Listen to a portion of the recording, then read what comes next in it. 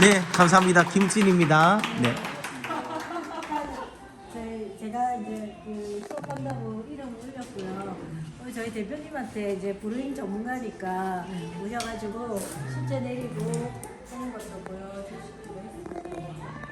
저도 잘 하지만 네.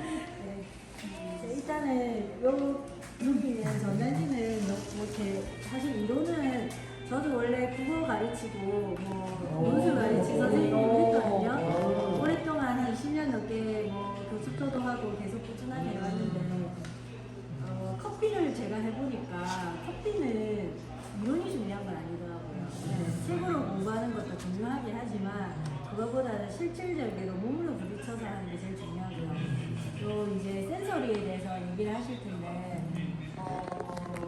저도 생각을 많이 한 사람이었거든요. 논술하니까 뭐 논리적으로 해야지 이런 게 좀 많았단 말이에요. 근데 이 커피를 맛보고 맛을 표현하는 걸 제가 심사위원을 하고 있거든요. 지금 심사를 하는데 제일 중요한 거는 생각하는 게 아니고요. 그냥 혀에서 느껴지는 대로 바로 말하는 거, 바로 적는 거, 이게 제일 중요해요. 그래서 어떻게 보면 이제 선생님들은 생각 많이 하시는 분들이잖아요. 근데 그리고 늘 앉아 있었고, 저는 막 앉아 있고 이런 저도 쪼그리고 앉아서 애들 첨삭하고 이런 일을 많이 했기 때문에 이거랑 완전 성질이 다른 일을 하고 있는데 오히려 건강해지는다고 저는 생각이 들었습니다. 그리고 또 이제 사람이 뭐 논리적인 사고도 좋고 생각을 많이 하는 것도 중요하지만 되게 감각적이고 직관적으로 판단하는 것도 중요하더라고요. 그래서 그게 좀 커피가 가지고 있는 저에게는 매력적인 거였습니다. 일단 커피 오늘은 이제 핸드드립에 대해서 알고 싶다고 하셔가지고 마침 저희가 브루잉을 많이 전문을 하고 있고요. 브루잉과 에스프레소도 하고 있지만 브루잉으로 좀 유명해진 커피 전문을 합니다. 일단 브루잉, 뭐 핸드드립 다 같은 건데요. 손으로 내리는 커피라고 보시면 되고요. 일단 기본 이해를 보시면 그냥 뜨거운 물을 원두 가루에 붓고 필터 여가지라는 거죠. 그래서 이용해서 커피를 녹여내는 추출 방식이라고 보시면 됩니다. 그러면 이제 이거 말고 기계로 내리는 에스프레소 아메리카노 많이 드셔보셨잖아요. 이거 같은 경우에는 높은 압력, 고압을 이용하는 방식입니다. 그래서 역시 이것도 물을 통과시켜가지고 추출하는 방식이긴 하지만 중간에 필터가 있는 거고 이제 사람의 손을 이용하는 거죠. 압력을 이용하는 게 아니라는 그 차이가 있어가지고 아메리카노랑 똑같은 다크가 저희가 아메리카노로 나가고 있는데 이 커피를 에스프레소 내리면 좀 더 풍부하고 리치한 향이 나거든요. 이게 이제 걸러지지 않는 것이죠. 사실 이제 깔끔한 거 좋아해. 그러면 이제 드립을 좀 더 좋아하실 거고 나는 좀 커피에 풍부하고 좀 이렇게 부드럽고 뭐 거품도 있고 이런 거 좋아. 그러면 아메리카노가 더 좋아하고 그런 식으로 그런 차이라고 보시면 되고요. 그럼 추출은 뭐냐라고 할 수 있는데 이게 물에는 커피 성분이 있어요. 그래서 커피가 씨앗이거든요. 그래서 제가 1월달에 지난 1월달에 이제 코스타리카를 갔고 내년 1월에도 갈 텐데 현재 가면 이제 커피 나무들이 나오는 거 말이에요. 근데 커피 체리는 빨갛게 됐지만 이제 사실은 커피는 안에 씨앗을 해가지고 그걸로 볶아가지고 먹는 거 콩입니다. 네, 콩이고요. 그 안에는 여러 가지 뭐 성분이 단백질도 있고 있을 수도 있겠지만 어쨌든 수용성 고용물이 있어서 그걸 녹여내는 과정이 추출이 보시면 돼요. 그래서 원래 로스팅 커피콩 약 30% 수용성 고용물이 있고요. 70% 불용성이니까 그 물을 투입을 해서 삼투압으로 해서 그 안에 있는 그 성분을 뽑아내는 과정이다. 이렇게 보시면 되죠. 그래서 추출 과정은 처음에 침투인데 보통 이제 브루밍이라고 해서 한뭐 30도 흔들입니다. 이렇게 하잖아요. 그래서 우리가 물을 부을 건데 너희가 준비해 이런 거 저는 생각하거든요. 그래서 30초 정도 기다리면서 서서히 이렇게 원두 가루에 커피에 물을 적시는 그런 과정이고요. 그 다음에 이제 아까 드립으로 해서 물을 이제 포링을 하면요. 커피 성분을 녹여내게 되고 그리고 거기에 따라서 커피 입자가 밖으로 흘러내면서 내려오는 그런 게 저희입니다. 그래서 추출 수율이라는 게 있는데 수율을 냉동하는 거 TDS라고 하는 게 있는데 보통은 이제 수율이 한 18에서 22% 정도 알려졌는데 저희가 지금 어떤 정도로 내렸죠? 몇 퍼센트 정도 내리신 건가요? 그 안에 들어가죠. 이 정도 들어가는 범위 안에서 이제 저희가 추출하고 있고요. TDS 같은 경우에는 이제 커피 음료에 녹아 있는 고용물의 중량이니까 아무래도 진한 커피는 용량이 더 높겠죠. 근데 좀 연한 거는 좀 묵은 커피 같은 경우는 용량이 좀 낮습니다. 자, 뭐 두 번째 부른 주민은 오늘 그냥 간단하게 다 보셨지만 다 아시는 것들 그라인더 있어야 되겠고 드리퍼 있어야 되겠고 뭐 드리포트 있어야 되겠고요. 그리고 서버, 뭐 저울, 필터. 이제 가정에서는 저울 없이 쓰시는 분들도 많으시죠. 근데 이제 사실 이제 커피를 하는 거는 커피는 되게 저도 이제 커피를 하기 전에는 저도 일본식 핸드드립 뭐 배워가지고 커피 내려먹고 그런 일을 했었거든요. 혼자서 내려먹고 아이들도 내려주고 막 이런 걸 많이 했는데 되게 이제 과학적으로 접근하는 방법인 것 같아요. 그래서 감성적인 영역이라고 생각하기 쉬운데 그렇지 않더라고요. 제가 커피 들으니까. 그래서 좀 정확한 저울 하나라도 있으면 조금 편리합니다. 그리고 저희는 시간도 나오는 저울인데 시간까지 아니더라도 무게를 보면서 어느 정도까지 추출할 거면 계획을 하고 이제 보게 됐을 때 딱 끄는 거고 이런 게 있거든요. 그래서 비싸지 않은 저울이라도 하나 상관하시면 뭐 원두를 이제 담을 때 무게도 필요하잖아요. 그런 것도 필요하니까 저울 하나 있었으면 좋겠습니다. 온도계는 뭐 저 처음에 온도계 꽂아서 쓰기도 하고 그렇게 했는데 지금은 주전자에 적으면 이제 온도계 표시가 되어 있는데 저는 좀 비싸요. 그래서 권하지는 않지만 필요하시면 이제 하나 정도 있으시면 편리하게 쓰실 수 있을 것 같고요. 근데 그라인더가 사실은 커피에서 가장 큰 문제거든요. 그래서 좋은 그라인더를 쓰면 커피 맛도 좋습니다, 솔직히. 네. 근데 집에서 쓰는 가정용 핸드밀을 사실은 품질이 좋을 수가 없거든요. 그래서 저희 집에서는 이제 저희 가게에 오시면 핸드밀 같은 경우 가장 가늘게 하십시오라고 해요. 그래서 안에서 그래도 저희보다는 가늘 겁니다. 그러니까 가장 가늘게 해서 안에서 뽑아낼 수 있게. 그러니까 이게 표면적이 적어야지 물이 많이 침투할 거고 그 안에서 뽑아낼 수 있는 용량이 더 많아지겠죠. 근데 굵게 되면 그냥 훌륭만 나거든요. 그 안에 거 다 못 뽑아낼 수 있습니다. 그런 원리라고 생각하시면 돼요. 그래서 뭐 수동가 있고 전동 있고 요즘 가정용으로 쓸만한 게 한 20만 원 정도면 전동이 나오거든요. 그런 정도 하시면은 학교에서 드신다고 해도 학교에 그런 하나 상관이 없고 이렇게 드시면 조금 편하실 수 있고 핸드밀 아무래도 손으로 해야 되게 힘들잖아요. 그래서 만약에 핸드밀을 나도 좋은 걸 갖고 싶다. 그럼 코만단테라는 게 있는데 코만단테가 있는데 그거는 35만 원, 40만 원 정도 하는 건데 에스프레소를 내릴 수 있을 정도로 품질이 좋습니다. 네, 이거는 에스프레소 뭐 스로우다운이라 되어 있는데 그 코어난들 가지고 와서 그라인딩을 해가지고 내렸는데 그분이 1등하고 네, 그래서 정말 나는 핸드밀의 감성이 좋다. 그러면 코만단테 추천이고요. 아니면 그냥 전동밀 쓰시면 되고 아니면 이런 데 투자 안 하고 싶다. 그러면 5, 6만 원 정도 핸드밀을 써보시다가 이제 내가 좀 맛있는 커피를 내릴 수 있다 라고 생각하시면 좀 투자를 하시는 거죠. 근데 일단은 투자를 했을 때 가장 저는 중요한 게 그라인더인 것 같습니다. 저희가 쓰고 있는 저기 EK 사전이라는 그라인더는 보통 330만 원 이렇게 하거든요. 근데 이제 백스코어 행사하는데 개인이 갖고 있다고 하시더라고요. 커피를 너무 좋아하는데 우리 집에 EK가 있다. 너희 그 숫자 얼마야? 이렇게 물어보시더라고요. 그래서 저희 10습니다 이러니까 자기도 그렇게 그랬다고 그런 분도 계셨어요.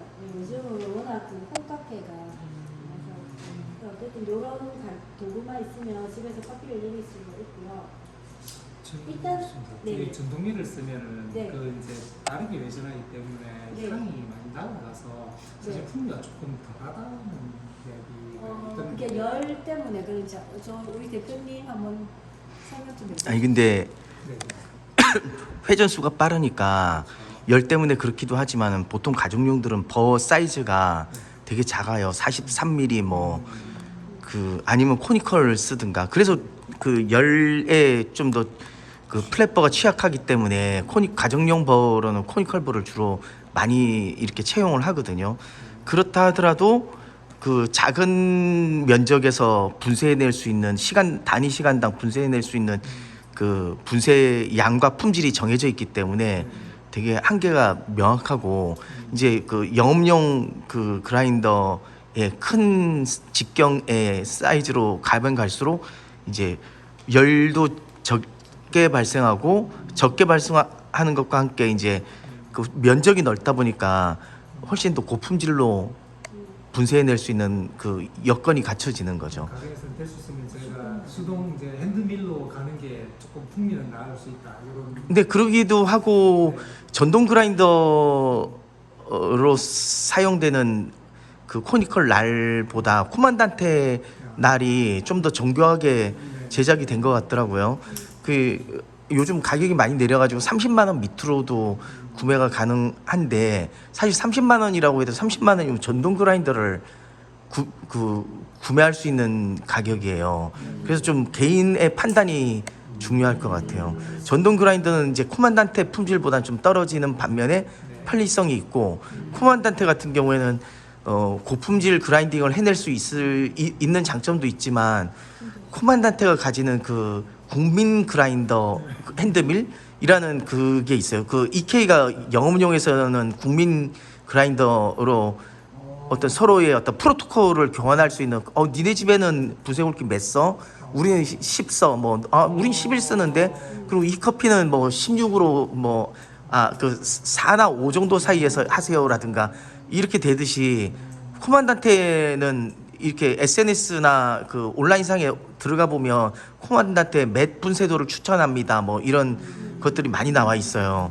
그래서 그런 그 프로토콜이 표준화되어 있는 그런 느낌의 그 국민 그라인더기 때문에 좀 오히려 초보일 때 분쇄 굵기를 어떤 걸 써야 될지 잘 모를 때 참고하기 되게 좋아요.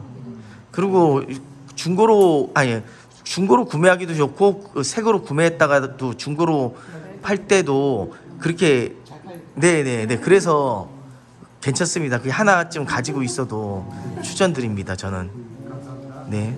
저희도 하나 가지고 있는데 저희는 뭐 저게 있으니까 쓸 일은 없지만 그래도 구비는 해놓고 있거든요. 그래서 또 감성이도 봐서 예뻐요.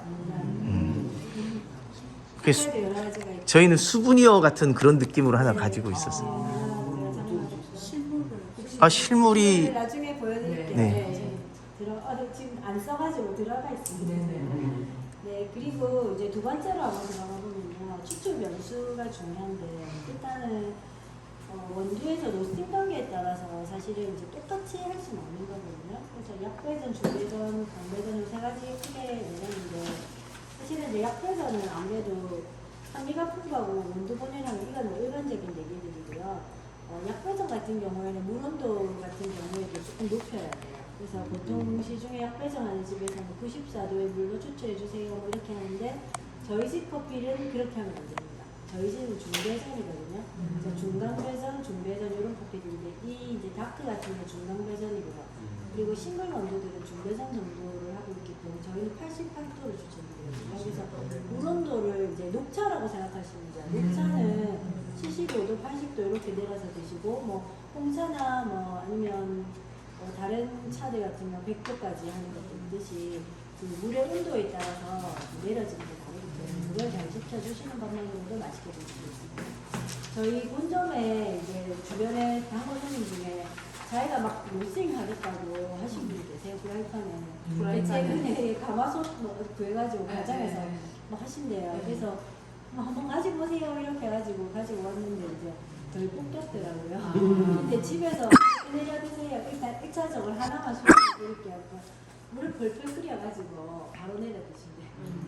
그래서 이제 그 커피가 좀 덜 익어가지고 저희보다 덜 익었으니까 약배전에 가까운 거고 그렇긴 해서 좋긴 하지만 그래도 100도는 아닌 것 같습니다. 그래서 물 좀 내려가지고 온도계 없으니까 뚜껑 열어줬다가 한번 툭쳐서 주변에서 좀 올려서 그렇게 한번 내려보세요. 그러니까 좀 낫다는 거예요. 큰 맛이 나서 못 먹겠다고 좀 그런 온도. 네. 잡는 강도라고 하는 게 볶을 때 불 세기를 말하는 거예요? 세기도 있고요. 디벨롭이라고 해서 어느 정도 색깔 보시면 색깔로 색깔에 약중 그 색깔이 다른 거네, 그렇죠? 네네. 그래서 약배전 같은 커피는 되게 갈색보다 옅은 갈색, 그리고 저희보다 짙은 갈색, 그리고 스타벅스 커피 아메리카노 같은 게 강배전인데 거의 좀 새까맣대서 바퀴벌레 색깔이다 저희가 그러는데 그런 색깔, 기름이 반질반질하게 나는 정도까지. 그럼 예를 들어 저희들 원두를 사잖아요. 네. 그럼 팔 때 이런 약배전, 중배전 네, 그런 이거 거. 기재를 해놨나요? 보통 사시는 경우. 그렇죠. 기재를 해놓는 경우도 많고 예. 물어보면은 다 네, 네. 알려주시는 거예요. 그래서 뭐 미디움 로스트, 뭐 다크 예. 로스트 예. 이렇게 나와 있습니다. 그래서 미디움이 보통 이제 중배선인데 저희 집이 추구하는 게 중배선이거든요. 중배선 정도가 단맛이 좋고요. 약배선으로 가면 이제 산미가 높아지는데 요게 좋아하시는 분들 좋아하시지만 이제 산미가 좋은 대신에 잘못 볶으면 덜 익히면은 되게 시큼한 맛이 나요. 사월이라고 하는데 이거는 이제 그 언더로 볶았다는 거거든요. 잘 익히지 못한 거예요. 근데 너무 약하게 하다 보니까 그래서 뭐 오랫동안 놔뒀다가 드세요. 뭐 이렇게 웨스팅이라는 기간이 또 하는 게 있거든요. 근데 그렇게 해도 돌아오지 않는 경우가 많고요. 그렇다면 강배전은 무조건 다 잘 익혔느냐? 그렇지도 않습니다. 강배전도 이제 커피도 이렇게 보면 뭐 고기를 굽는다 이렇게 했을 때 처음에 스테이크 구울 때 프라이팬을 잘 달궈가지고 하시잖아요. 그런 것처럼 사실은 처음이 되게 중요하거든요. 근데 처음에 잘 안 익혀지면 아무리 불이 세게 해가지고 끝까지 가더라도 안 익혀지는 경우 저희가 맛보면 이거 좀 덜 익은 것 같아 이렇게 느껴지는 경우가 있고요. 그리고 이제 뭐 지금 뭐 커피 그런 시간은 아니지만 제가 로스팅 심사도 하는데 로스팅 대회에 나오시는 분들은 그래요. 언더도 되게 많고요. 덜 익힌 커피 뭐 아니면 튀운 커피 그리고 또 되게 낮은 온도로 오래 가면 베이크드라고 해가지고 팝콘같이 이렇게 옥수수 맛 나는 그런 커피가 나오는 경우거든요. 그러면 이제 향미라고 하죠. 커피가 가지고 있는 우유의 그 향미를 살려내지 못하고 그냥 달달한 그런 맛만 이제 우리차 같은 그런 맛만 나는 경우도 있고 그래서 이제 뭐 그거는 로스팅의 영역이긴 하지만 이제 소비자께서 커피를 드셔보시고 사실 나중에 얘기할 텐데 맛을 볼 수 있는 게 진짜 중요해요. 그래서 전문가처럼 맛을 못 보더라도 내가 먹는 커피의 맛이 좀 이게 맞는가 틀린가 이런 걸 좀 판단하실 수 있으면 제일 좋습니다. 그래서 사실은 커피에서 제일 중요한 건 센서리라고 보거든요. 그래서 맛을 보고 평가하는 것. 저희 가게가 집중하고 있는 일이 사실은 그런 것들입니다. 그래서 부르임이 맛있다는 게 저희 집 이제 그 가게에서는 커피 한 잔 한 잔 다 맛을 보고 나가거든요. 맛이 좀 이상하다 싶으면 다시 내려드릴게요 이렇게 하는데 이제 그렇게 하는 게 이제 맛을 보고 저희가 생각하는 기준이 있으면 그 기준 안에 범위에 이제 들어야지 손님들도 맛있다고 느껴요. 그럼 통상 네. 두에 산미가 네. 높고 뭐 이런 그 표시가 있잖아요. 네, 원두를 네, 살 때. 네. 그러면 거기에 산미가 높다 하면 여기에 물온도 94도가 적당하니까 저희가 집에서 내릴 때 꼭 94도에 그렇지는 맞춰야 않습니다. 되나요? 예, 근데 요즘은 가게들이 다 그거를 좀 제시하는 경우가 많거든요. 몇도를 뭐 가령 이제 모모스 같은 경우 네, 94도, 93도도 있는 게 아. 저희는 이제 약배적 온도. 근데 아. 거기도 쇼콜라라든지 이런 좀 배전도 높은 거. 거기 포마단테도 추천해놨거든요. 아. 여기 딱 들어가면 포마단테 몇 클릭 이런 것도 나와요. 그래서 아, 그래요? 이런 식으로 해서 이렇게 하기 때문에 똑같은 건 아닌데 이제 싱글 원두들 같은 경우는 보통 중이나 약 이렇게 제시해준 거를 잘 지키는 게 중요해요. 그래서 그냥 하나 배우셔가지고 94도라더라. 무조건 94도 하면 된다는 거 그것만 기억하시면 돼요. 그탑 만나는 건 결국은 로스팅을 잘못하는 거예요. 네, 저희 입장에서는 로스팅 디펙트라고 부르는 건데 사실은 불이 가해지기 때문에 어느 정도 처음에는 탄현이 나거든요. 가스향도 나고 근데 시간이 지나면 그게 가라앉으면서 자신 고유의 캐릭터가 살아나는 게 맞는데 너무 태운 거죠. 그래서 건반 태우는 경우에 스코칭이라고 부르는데 그런 거는 이제 스모키한 향들이 이제 처음에는 나다가 사라질 수 있지만 좀 지나치면 끝까지 가는 거죠. 그래서 이 원두 상태를 봐도 이렇게 끝이 그을러진 부분들이 보일 정도인 경우. 근데 이제 스타벅스가 큰 기업이니까 예, 대표적으로 얘기를 하면 스벅 커피 이제 아메리카노 드시면 사실 처음에는 맛있거든요. 근데 이제 끝까지 맛있을 수도 있지만 나중에 가면 약간 단백질 같은 네, 좀 식어가면서 단백질 맛이 이상한데 뭐 이런 게 나온다는 거는 그 커피가 좀 태워졌다는 거죠. 예, 예전도가 높다 보니까 예, 그 오래돼서 그럴 수도 있지만 좀 태우다 보면 저 제 냄새, 제 향 그런 것들이 같이 섞여나는데 뜨거울 때 사실 표시가 잘 안 납니다. 그리고 아이스도 처음에는 맛있게 막 먹거든요. 그래서 제가 예전에 그런 걸 했었는데 1,500원짜리 커피를 먹으면서 친구한테 이 커피는 빨리 먹어야 돼. 아. 네 놔두다 먹으면 큰일 난다. 안 먹는다 이렇게 하니까 나중에 이제 그런 게 있습니다. 그래서 어쨌든 뭐 강배전이라고 나쁜 건 아니거든요. 강배전은 다크 초콜릿 같은 풍미가 강해지기 때문에 맛있게 먹으면 아주 맛있습니다. 이게 특히 우유랑 만났을 때 그 맛있게 먹을 수 있는 것도 있거든요. 그리고 분쇄도가 이제 아까 그 그라인더랑 같이 연동된다고 보시면 돼요. 그래서 지금 핸드드립은 중간 분쇄도 정도. 저 굵은 거는 이제 프렌치 프레스라고 해가지고 이렇게 쭉 내려서 드시는 거 유리로 된 거 있거든요. 지금 아시는 분들도 있을 텐데 가정에서도 이렇게 내려보시는 분도 있고요. 가는 분쇄도는 에스프레소로 해서 이렇게 보시면 돼요. 그다음에 물 온도도 아까 다 얘기를 했기 때문에 얘기하면서 일이 안 되겠습니다. 어쨌든 높을수록 추출 속도가 빠르고 강하고 쓴맛이 증가할 수도 있고 대신에 이제 약배전이 왜 물 온도를 높이냐면요 좀 덜 익혀졌잖아요. 아무래도 조배전이 이런 것들보다 그래서 걔들한테는 뽑아낼 수 있는 게 약 적다는 거예요. 88도로는 적게 뽑아내니까 또 많이 뽑으려고 하면은 온도를 높이는 거죠. 저희 집은 충분히 많이 익혀져 있기 때문에 온도를 낮춰서 볶고 너무 뜨거운 걸로 하면은 좀 있는 거 없는 거 다 뽑혀져 나오는 느낌, 녹차가 떨궈지는 그런 느낌이라고 보시면 돼요. 그리고 추출 시간은 역시 뭐 너무 길게 아니라 적당하게 이제 하셔야 되는데 저희 집은 일단은 뭐 3분에서 4분 안으로 끝내는 걸 목표로 해서 추출하고 있습니다. 자 그리고 이제 중요한 것들인데요. 세 번째 추출 품질을 평가를 해야 되잖아요. 그래서 이게 잘 내려졌는지 잘못 내려졌는지에 있는데 아까 처음에 이제 드셨던 저희 다크 하다가 아이스 같은 경우에 이제 이 정도가 적정 추출이라고 보시면 돼요. 두 번째 다 적정 추출. 일단은 밸런스가 좋아야 되거든요. 그래서 신맛, 단맛, 쓴맛이 좋아져야 되고요. 바디가 풍미가 느껴져야 되는데 가로 가시면 가속 추출을 너무 적게 써야 돼요. 그래서 추출이 잘 안 됐다.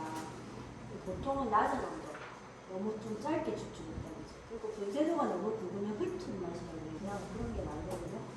이런 커피는 이제 신맛이 되게 강하고 쓴맛도 없고 바디가 밍밍한 이제 물같이 보리차 같은. 그리고 바다 추출했을 때는 저희 집 커피를 예를 들어서 100도에 끓는 물로 이제 추출했다. 그러면 좀 바다 추출을 가능성이 있거든요. 그래서 좀 굉장히 기대하는 거죠. 물 6분 계속 내린다.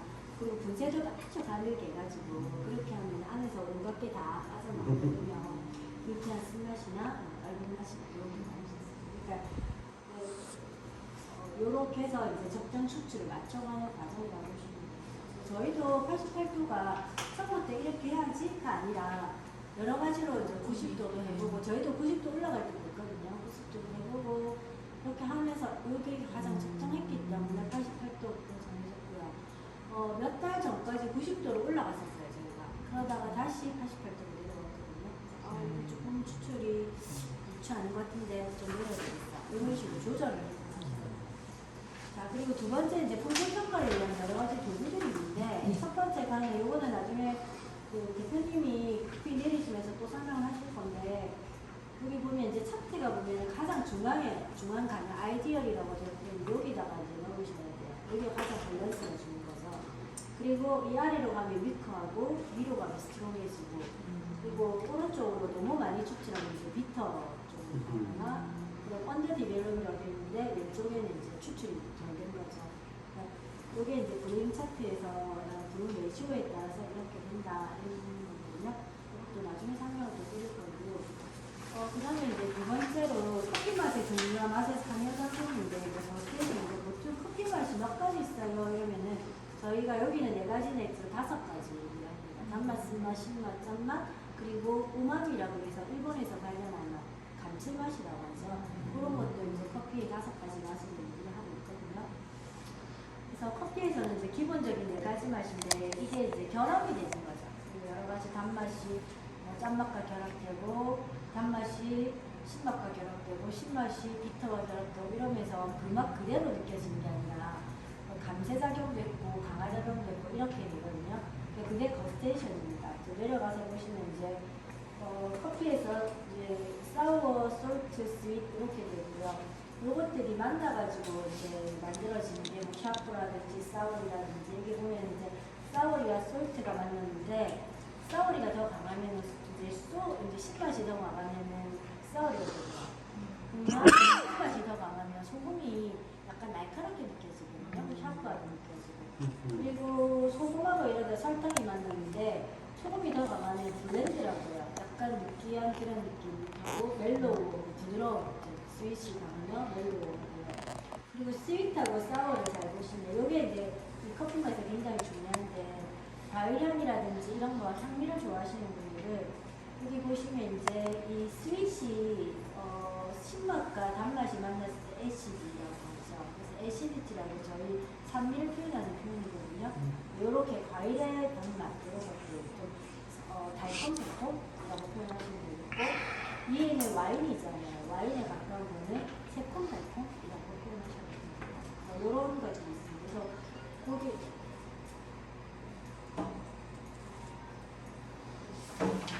블렌드가 뭐라고 하셨죠? 이거 아까 약 뭐라고 했어? 소금하고 설탕 맛이 블렌드 블렌드는 어떤 맛이 나요? 응? 블렌드 약 같이 뭐라고 그 알고 있습니다. 그네 가지에도 목까지 포함한다는 얘기죠. 부드러운 그런 쪽 아니야? 부드러움이라고 보통 표현하시면 되거든요. 소금하고 단맛하고 소금하고 이렇게 했을 때 약간 부드러워지는데 멜로우는 이제 설탕이 조금 들어가는 거죠. 그래서 저희 뭐 단팥죽이나 이런 거 만들 때 소금을 좀 넣어야 되잖아요. 단맛을 더 강화시키기 위해서. 소금 때문에 멜로우하다는 건 단맛이 더 강화된 거고요. 이거는 그냥 부드럽게 블렌드. 우리 멜로 드라마라고 하잖아요. 그 멜로입니다. 그 멜로.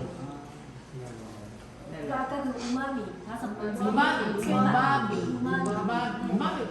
네, 잠시만. 일본인들이 발견한 맛이라고 해서. 이거 맛을 인정 주죠? 네, 인정했어요. 커피에서 감칠맛이 나는 커피가 있거든요. MSG. 네, MSG가. 네, 기한 맛으로 느껴지는데 커피에서 저는 이제 어떤 걸 우마미라고 생각하냐면 어네로빅이라고 해서 요즘 발효 커피들이 많이 나와요. 커피들이 가끔 먹으면 어떤 분은 찌개 같다고 얘기하시고 음식 같은 느낌이 들 때가 있어요. 네, 그리고 네, 그런 느낌이 들 때 좀 우마미에 가까운 것 같더라고요. 커피인데 예, 그런 느낌이 그럼 좋은 거예요. 좋은 거겠지 뭐. 비싼 커피에서 날 수도 있고요. 뭐 우마미가 나는 경우는 좀 드물거든요. 근데 실제로 이제 커피에서 표현할 때 우마미 이렇게 표현하는 경우는 사실은 조금 희박한 것 같아요. 이런 게 아닐까라고 이제 추측이 되는데 사실 뭐 된장찌개에서 느껴지는 우마미가 커피에서 바로 그렇게 느껴지진 않거든요. 어쨌든 커피 어테이션은 요 뒤에는 더 자세히 설명이 되는 레시피라는 뒤에 나와 있습니다. 그 다음에 다는 커피 플레이버 1이라고 부르는 건데요. 이거는 뒤에 첨부했고 지금 저희 집에 여기 한번 뒤로 보시면 이게 SCA에서 나온 테이스트 플레이버 1이라고 하는 이겁니다. 이게 있고 뒤에는 한글판이 있고요. 예, 한글판이고 요거는 이제 영어판으로 되어 있고요. 여기에 저희가 이제 커피를 맛볼 때 맛을 보고 평가할 때 참고로 하는 거죠. 그래서 미사리 차이가 난다고? 네. 놀라셨죠? 사실 이 커피는 그렇게 다양한 맛들이 있지는 않거든요. 여기서는 주로 과일 맛 조금 이쪽에 보시면 너티한 그런 하고 초콜릿하고 이런 것들하고 단맛, 브라운 슈가 뭐 이런 것들이 있는데 지금 뭐 멀리 있지만은 간단하게 설명하면 제 맨 안쪽은 큰 항목.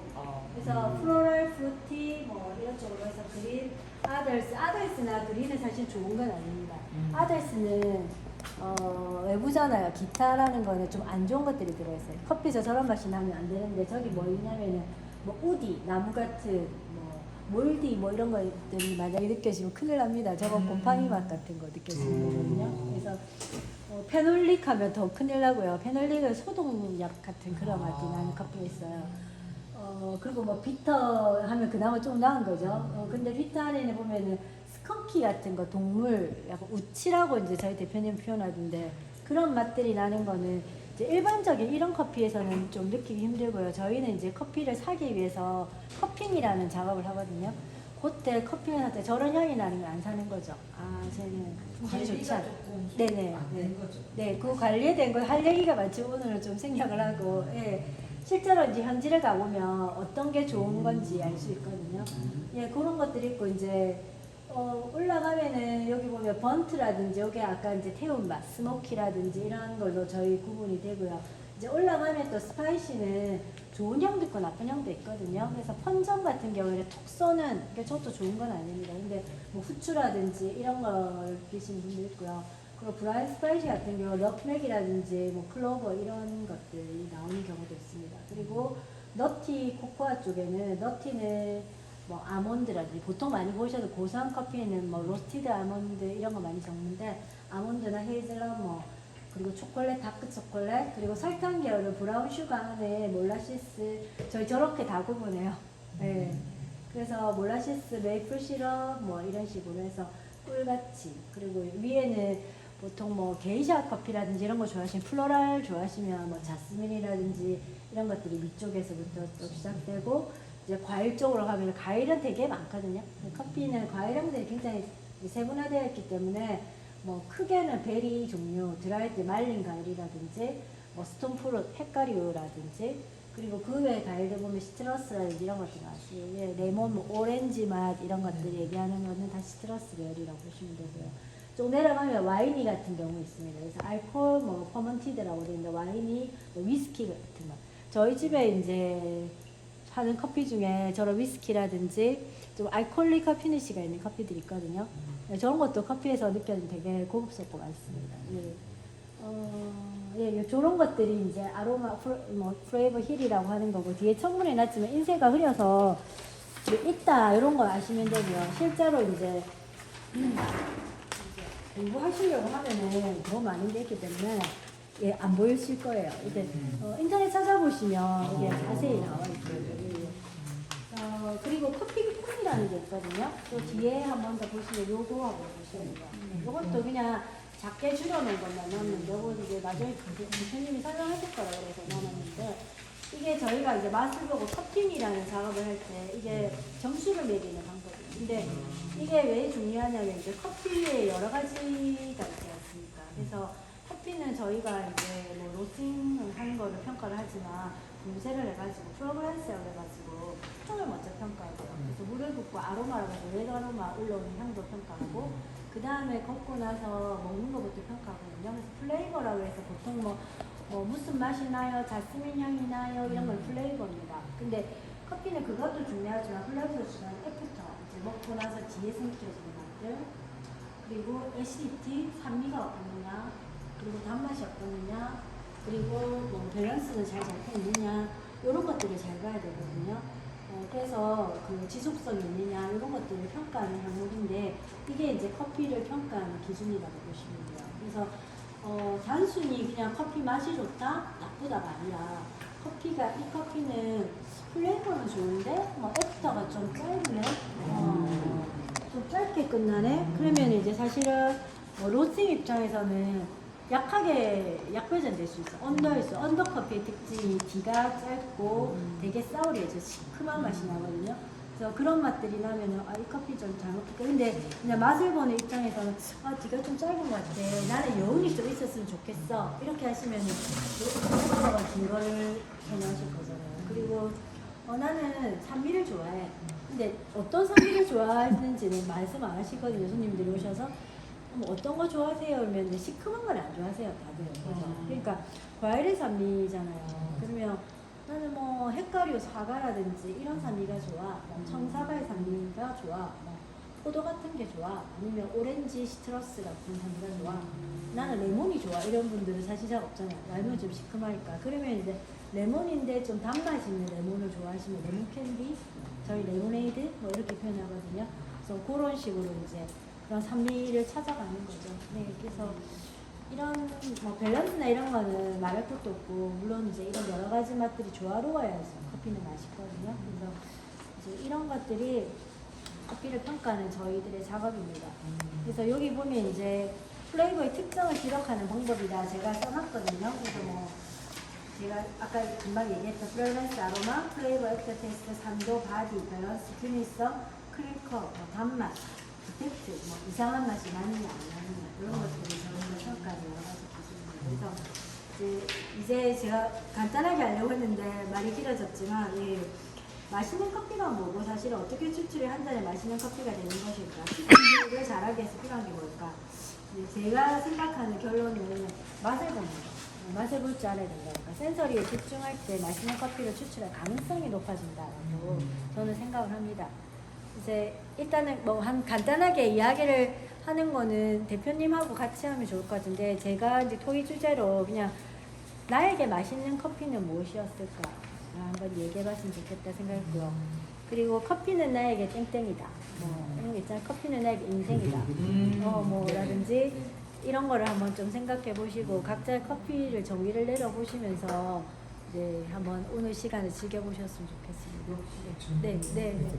원두가 생두를 구매하시는 경로는 어떻게 되시나요?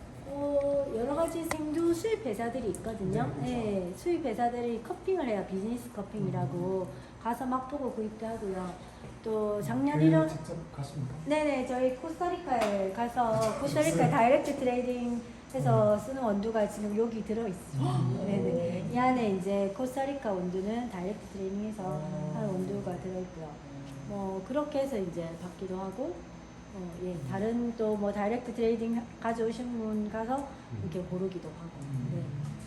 직접 보고 관리하는 코스타리카 같은 경우는 그렇고 이제 다른 경우에는 회사를 믿고서 하는 거죠. 그래서 대기업도 있고 작은 회사들도 있는데 가서 맛을 보는 이유가 아까 그 얘기를 드렸잖아요. 뭐 이상한 우치 같은 거 하면 안 산다고.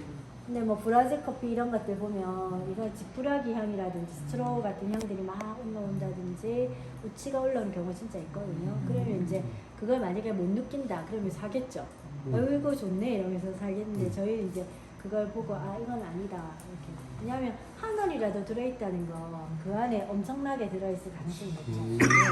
그걸 이제 퀄리티 컨트롤인데 그거를 보기 위해서 센서링 하고 이제 계속 하고 있는 거죠. 그래서 그거를 보고 이제 이거는 또 가격도 봐야 되니까 무조건 비싼 게 좋긴 하겠지만 이 비싼 걸 사서 손님들이 팔 수가 없거든요. 비싸면 또 손님들 안 드시잖아요. 그래서 저희 집은 이제 일단은 가격과 품질이 좀 맞아야 된다고 생각하기 때문에 그런 걸 이제 잘 소개하려고 하고 있습니다. 직수입 하신 약간 코스타리카 같은 경우 직수입 하시는 유통경로를 거치지 않고. 네, 그래서 농장에 다 가봤는데 아까 이제 막 그런 얘기 하셨잖아요. 그래서 관리를 잘해야 되겠네 이렇게 하셨는데 이제 일단 가보면 말리는 작업들이 있잖아요. 근데 커피가 수분을 많이 머금고 있어가지고 바닥에 떨어지면 안 되거든요. 근데 이렇게 하는 과정에서 바닥에 떨어졌는데 예를 들어 그걸 올렸다. 그러면 곰팡이가 생깁니다. 네, 그래서 이제 그런 자기들 말로 그럼 이건 어떻게 하느냐 물어보니까 자기들 말로 내수시장에 뭐 해서 자기들이 먹는다라고 하는데 그건 아닌 것 같고 저가 커피들 있잖아요. 예, 그래서 저가 커피들이 이렇게 풀리겠구나 하는 생각을 좀 했어요. 그래서 그런 거를 좀 아시면 저희 오늘 휴무라서 안녕하세요. 사진 주세요. 같이 행정 처리하러. 이거 확인하러. 드시면 됩니다. 네, 커피도 나중에 드시면. 어느 나라가 조금 위생적으로 잘 못하나요? 일단 저는 코스타리카에 갔는데 코스타리카는 부자나라거든요. 파나마 이런 데는 위생처리를 잘한다기보다는 이제 밀이라 그래가지고 이렇게 워싱스테이션 그러니까 콩을 이제 따오면 이제 놔뒀다가 세척하는 게 자기 집에 거의 있는 경우가 많아요. 아주 작은 마이크로 농장 아닌 경우에는 대체로 자기 걸 갖고 있어요. 그러니까 자기 집에 공장을 다 갖고 있는 거죠. 로스팅 공장 갖고 있는 듯이. 네네. 근데 에티오피아는 안 가봤지만 에티오피아는 저 큰 한 동네 하나밖에 없다고 들었어요. 다 이거지고 와가지고 에티오피아 하나 워싱스테이션 하나 있으면 거기 가서 다 하고 다 해야 된다고 하고요. 물도 부족하니까 그렇겠죠. 예. 그래서 강가에 주로 많이 위치하고 있어요. 네, 그렇게 한다고 들었고 파나마도 이제 잘 사는 나라니까. 그래서 일단은 저희 대표님이 좀 까다롭거든요. 네, 그러니까 이제 저희 둘 다 코스타리카 커피를 좋아하는데 코스타리카 조금 섬세하고요. 그리고 제가 이제 가서 느꼈던 게 뭐냐면 과일 같은 게 섬세해요. 바나나가 저희 나라에 이제 코스타리카도 들어오고 뭐 필리핀도 들어오고 여러 나라가 들어오고 있는데 그래서 제가 코스타리카 커피는 섬세, 바나나는 섬세 이렇게 얘기하니까 안 믿는 거예요. 그래서 먹자 이렇게 해가지고 그 코스코에 들어오는 거예요. 그래서 비교를 했는데 진짜 그렇더라고. 예. 그래서 베트남 바나나하고 바나나도 다르고 그러니까 이렇게 센서리에 관심을 가지면 이런 여러 나라의 바나나를 먹어보고 다르다 이런 거 막 관심 가지는데 그래서 그 가면 되게 뭐 여러 가지 과일들이 진짜 많거든요. 수박도 우리나라 맛이랑 똑같고요. 그런데 바나나는 굉장히 섬세하다고 제가 느꼈고 그래서 그게 커피 맛도 좀 영향이 있는 게 때로하니까 그래서 그 코스타리카 커피가 조금 섬세한 편인 것 같고 그리고 커피는 굉장히 높은 데서 이제 자라난 게 이제 맛있거든요. 그래서 2000m 고도 위에 올라가지고 갔었어요.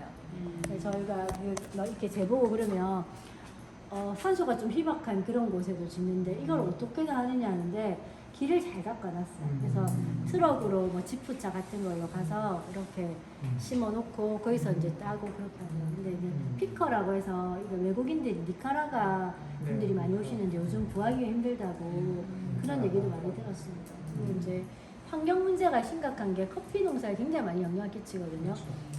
1월 달에는 수확기여야 되는데 수확을 못하고 있는 거예요. 비가 너무 많이 와가지고. 네, 그런 얘기도 듣고 그래서 올해는 작황이 안 좋겠다 해서 농민들이 막 우시고 그러시더라고요. 저희 붙잡고 막 자기들 이제 그러면서 분홍은 진짜 부자입니다. 막 산꼭대기에 별장 지어놓고요. 자기들 해외여행 가고 저희들 이렇게 초대했으니까 셰프 불러가지고 요리해주고 네 진짜 그렇죠. 와 이 집은 진짜 부자구나. 네, 그리고 그 자기들 별장에다 우리 가라고 해가지고 요리해서 그렇게 됐거든요. 그래서 가보면 이제 천차만별인데 뭐 그냥 가난하신 분들은 진짜 가난하시고 근데 이제 현지를 가보는 게 저는 좀 도움이 됐던 게 어떻게 관리하는지 이 농장 커피는 믿고 먹어도 되겠다 이런 데가 있어요. 그리고 이제 저희 집에도 코스타리카 시오이 오든 커피가 팔거든요. 코스타리카가 이제 부자 나라기도 하고 그 농장을 가보니까 관리를 잘하는 거예요. 그래서 시오이나 이런 게 이제 경매인데 그 출품을 해서 등수가 높으면 돈이거든요, 그게. 그러니까 굉장히 많은 돈을 벌 수 있기 때문에 관리를 해서 막 이렇게 깨끗하게 관리를 하고 이렇게 해서 네네네 그렇게 해서 이제 출품을 하는 거예요. 그래서 그런 커피들은 정말 믿을 수 있는 것 같아요. 네. 그러면 과일향 나는 커피는 네. 그 산지 과일을 같이 그렇게 하는 게 아니요 그런 거 아니고 커피가 자체적으로 가지고 그런 있는, 거예요? 그래서 여기 게이샤가 있어 그러면 게이샤 열매를 따가지고 먹어봐 이렇게 하는데 정말 꽃향이 나는 거예요. 그래서 파파야 향이 나더라고요. 그래서 이제 거기 산지의 코디네이터 분이 파파야 향이 나면 이거 진짜 맛있는 게이샤야 그러더라고요. 이거 먹어보라고. 근데 그런 향이 나고 뭐 굉장히 단맛이 좋은 그런 열매가 있어요. 그러니까 사실은 커피는 알을 쓰는 건 안에 씨앗을 쓰지만 밖에 있는 그 열매에서 상태 이미 단맛이 나더라고요. 그래서 굉장히 너무 맛있는데 이런 커피들이 있었고요. 그러니까 이제 농장들이 관리하는 걸 보면 한쪽 농장에는 잘 자라고 있는 나무가 옆에는 관리 안 하는 농장을 녹병이라고 그러죠. 이렇게 막 다 이게 병이 들어 있는 나무가 보이고 그렇더라고요. 그래서 그 콩을 우리가 커피를 갈았는데 그 열매는 자기들 먹나요? 갈고 다 벗겨내서 버리죠. 네네. 못 먹는 네네 못 먹는 건데 그거 가지고 차 만들어가지고 먹고 뭐 좀 얻어와가지고 말려서 하는데 그거 약간 감립차 같은 맛이 나요. 그래서 그런 여러 가지들이 있다고 보시면 되고 네. 그래서 뭐 더 자세한 공부는 다음에 또 원데이 클래스 해가지고 센서리를 많이 배우시면 진짜 재밌는 게 너무 많습니다. 네, 그거를 아시면 브루잉이 더 재밌고 이제 브루잉을 또 잘 내리게 되면 더 맛있는 커피에 대해서 세계가 더 네. 근데 선생님 마지막으로 네. 하나 질문. 네. 아니요, 우리나라가 커피 소비가 굉장히 많잖아요. 네네. 그래서 국산도 지금 커피 농장이 있다는 얘기를 하는데 네네, 그런 맞습니다. 경쟁력이 좀 아, 맛에 있어서 맛에. 어떤가요? 맛은 안 됩니다. 이게 기온 때문에 그게 땀 때문에 소질 때문에 소화가 안 되는 거죠. 그래서 커피 벨트라고 해서 열대 지역이 있는데 그게 이제 네, 과일도 고냉지 과일이 맛있잖아요. 네. 그래서 아프리카 커피 중에 네. 고냉지에서 나기 때 맛있다 이런 얘기 들어보셨어요. 코스타리카도 굉장히 높은 데서 재배하거든요. 그래서 브라질은 좀 낮단 말이에요. 그래서 좀 과일이라든 이런 거보다 약간 고소한 그런 쪽이 많이 나는데 전라도하고 뭐 제주도하고 그리고 제가 증평에 갔었는데 그 퍼플랜드라고 거기도 커피 나무 키우고 있더라고요. 근데 이제 실험적으로 하는 거고 실제로 이제 맛을 보신 분들이 김에도 있대요. 근데 맛은 없다고 하더라고요. 이게 네. 보면서 네. 판매를 하더라고요. 네네네. 사본이 맛이 좀 부산 시장에도 커피 뭐 우리 부산에 뭐 네, 스페셜티 커피 부산. 네네. 저희가 이제 전주현 바리스타가 이제 월드 챔피언이 되고 뭐 그러면서 부산을 좀 홍보할 거리로 커피를 주목한 것 같아요. 그래서 스페셜티 커피 부산 이렇게 하는 그런 이름으로 계속 뭘 많이 하고 있거든요. 네. 작은 저희 업체도 좀 많이 도와주십시오. 네. 네. 수고하셨습니다. 네.